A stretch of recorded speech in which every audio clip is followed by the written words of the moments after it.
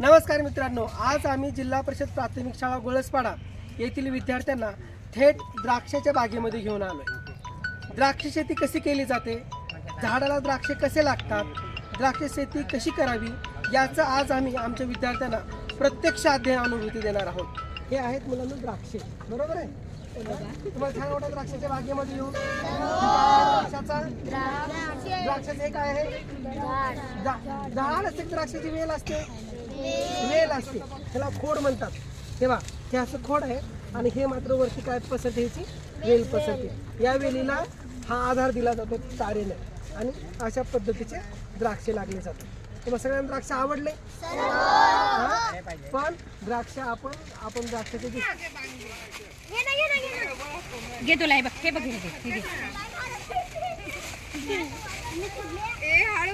ए हळू हळू हळू हळू